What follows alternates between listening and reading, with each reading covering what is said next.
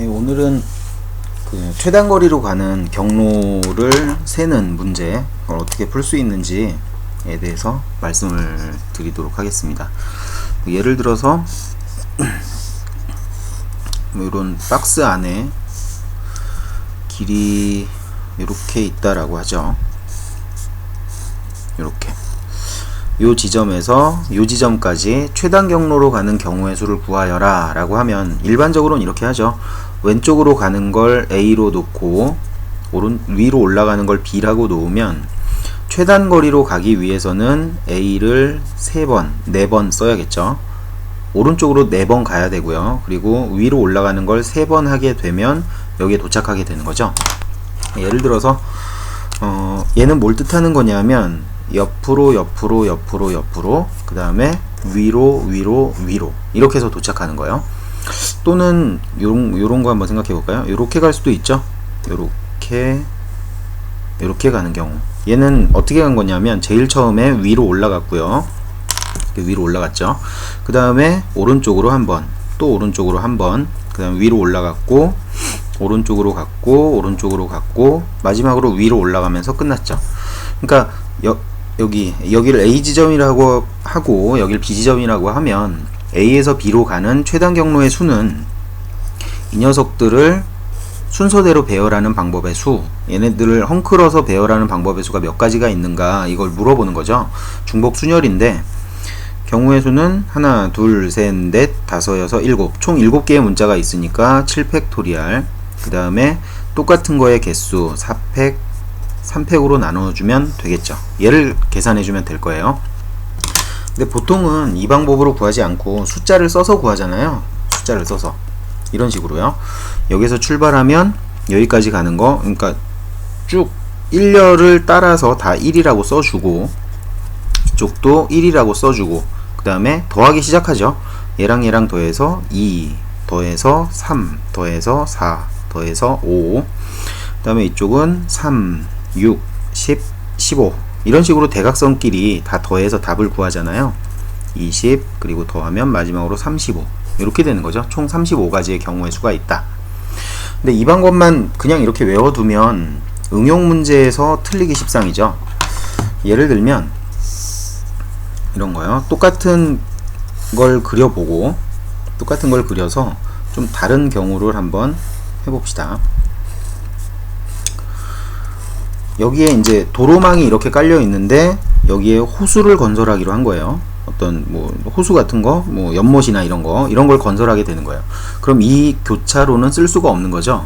그럴 때 A에서 B까지 가는 방법의 수를 구하여라 라고 하면 일단은 처음에 한 대로 해보죠. 양쪽으로는 다 1을 써주고요. 1을 써주고 그 다음에 더하기 시작하죠. 얘는 2가 되겠고 여긴 더하면 3, 여기는 4, 여기는 5 이런 식으로 가겠죠. 그럼 얘랑 얘랑 더해서 3, 얘랑 얘랑 더해서 4, 그 다음에는 여기는 더할 수가 없어요. 숫자가 못 들어가죠. 그럼 여기랑 여기에 쓸 숫자는 과연 얼마일까요? 예, 이걸 이제 찾는 게 문제인데 그냥 외워서 아까 했던 대로 그냥 다 더하기만 하면 된다, 대각선끼리 더하기만 하면 된다 라고 하면 이 경우에 문제가 발생을 하죠. 어떻게 구하는 거냐면 방향을 보는 거예요. 방향. 한번 보세요. 요 지점에 있는 경우의 수를 한번 구해 볼게요. 여기까지 오는 방법은 밑에서 올라오는 거, 그리고 왼쪽에서 오는 거, 오른쪽에서 오는 거, 그리고 위에서 내려오는 거, 총 4가지 방향이 존재하죠. 근데 이 중에서 위에서 올라온, 밑에서 올라오는 거는 가능해요. 이쪽으로 올라오는 길은 뭐 요렇게 해서 가는 거, 요렇게 해서 가는 거, 4가지 경우가 존재하죠. 이만큼이 존재하는데 왼쪽에서 오는 길은 왼쪽에서 오는 거는 여기가 막혀 있잖아요. 이쪽에서는 올 수가 없는 거죠. 따라서 얘는 세워주면 안 되고요.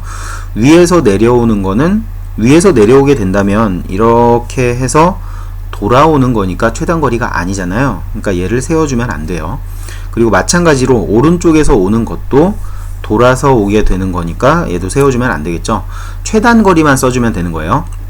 그래서 4가 그대로 올라가서 이렇게 써주면 되는 겁니다. 얘도 마찬가지. 방향이 세 방향이 있는데 이렇게 오는 방향이 있는데 얘는 못 오는 거고 얘는 최단거리가 아니고, 그래서 여기 있는 걸 그대로 써주면 되는 거죠. 4.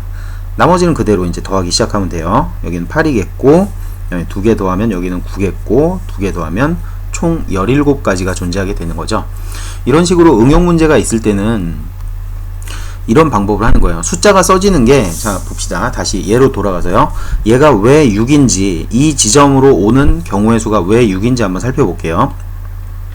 이 지점으로 오는 거는 밑에서 올라오는 거, 왼쪽에서 오는 거, 오른쪽에서 오는 거, 위에서 내려오는 거, 이런 방향이 존재하죠. 총 4가지 방향이 존재하는데 얘네들은 최단거리인 게 맞아요. 최단거리로 오는 게 맞죠. 이쪽 방향으로 오는 거는.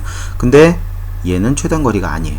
얘도 최단거리가 아니죠. 그래서 세워주면 안 되는 거예요.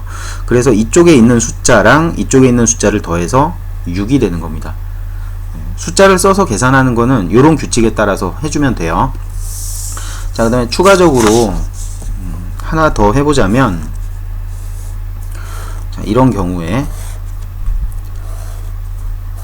도로가 이렇게 생겨 있다라고 합시다. 그럴 때 도로가 이렇게 되어 있는 거예요. 이럴 때 A에서 출발해서 B까지 가는 최단 경로의 수를 구하시오 라고 하면, 약간 장난스러운 문제긴 한데, 자, 숫자를 써줍시다. 이쪽에다가 111, 여기도 111, 그 다음에 더하면 얘는 2가 되겠고요. 여기는 3이 될 거고, 여긴 4가 될 거고, 여긴 3이 되고, 여긴 4가 되고, 그 다음에 얘랑 얘랑 더하면 6이 되나? 여기는 뭐라고 써야 되죠? 잘 모르겠네요. 이 지점으로 오는 방향은 얘는 최단거리가 아니고 얘도 아니고 이거 요 3개를 더하면 되겠죠? 그러면 8가지 그럼 2개 더하면 12가지, 여기 2개 더하면 12가지, 총 24가지다 라고 하면 틀리는 거죠. 이 문제는 틀려요. 이렇게 풀면 안 됩니다.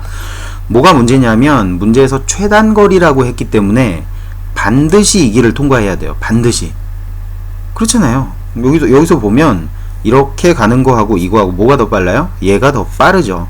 따라서 이쪽 길은 절대 사용해서는 안 되는 길이에요. 이쪽으로 가면 안 되는 거죠. 이쪽으로는.